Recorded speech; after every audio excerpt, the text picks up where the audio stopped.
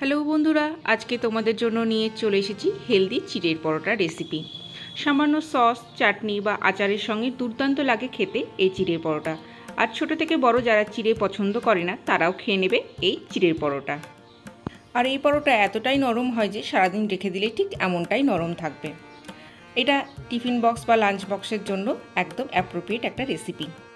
খুব অল্প সময়ে বানিয়ে নেওয়া যায় এই চিড়ের পরোটা। তাহলে চলো দেখে নেওয়া যাক কীভাবে বানাচ্ছি। চিড়ের পরোটা বানানোর জন্য প্রথমে নিয়ে নিয়েছি এক বাটি চিড়ে, যেটা সাদা পাতলা চিড়ে হয় সেই চিড়েটা আমি এখানে ব্যবহার করছি। আর নিয়ে নিয়েছি দুটো বড় সাইজের আলু কুচি আর দুটো কাঁচা লঙ্কা, আর নিয়েছি আদা বাটা। এবার প্রথমে একটা মিক্সির বাটি নিয়ে চিড়েটাকে দিয়ে ভালোভাবে গুঁড়ো করে নিতে হবে। একদম সুন্দরভাবে মিহি গুঁড়ো আমরা করে নেব। দেখো কি সুন্দর মিহি গুঁড়ো হয়ে গেছে।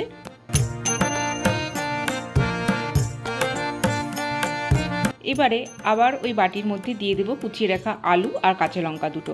সামান্য একটু জল দিয়ে আলুটাকেও সুন্দরভাবে পেস্ট বানিয়ে নেব।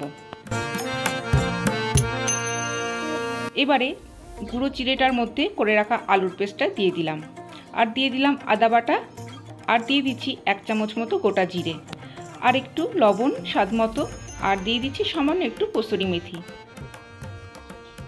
এবারে ভালোভাবে মাখিয়ে নিতে হবে গোটা জিনিসটাকে। কোনো রকম জল ব্যবহার করা যাবে না, ওই আলুর পেস্টটা দিয়ে সুন্দরভাবে মাখিয়ে নিতে হবে। আর যদি প্রয়োজন বোধ হয় তাহলে সামান্য একটু আটা বা ময়দা ব্যবহার করা যেতে পারে। আমি এখানে সামান্য 2 চামচ মতো আটা ব্যবহার করেছি। ডোটা ভালো মতন মাখা হয়ে গেলে সামান্য 1 চামচ সাদা তেল দিয়ে ভালো করে মাখিয়ে নিয়ে ঢাকা দিয়ে রাখতে হবে মিনিট 20-25-এর জন্য।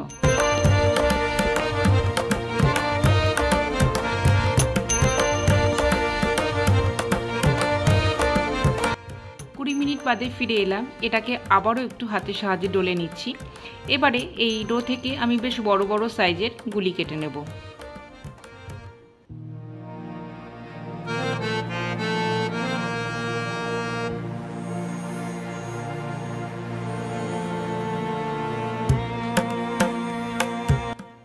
এবারে একটা গুলি নিয়ে সামান্য একটু সাদা তেল মাখিয়ে হালকা হাতে বেলে নিতে হবে।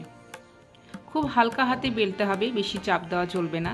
আর যেহেতু এটা চিড়ের পরোটা, কোনো রকম আটা বা ময়দা সেরকম ব্যবহার হয়নি, তাই এটা সাইড থেকে ফেটে যেতে পারে আর সুন্দরভাবে গোল নাও হতে পারে। তাতে কোনো অসুবিধা নেই, খেতে কিন্তু খুব সুস্বাদু হবে।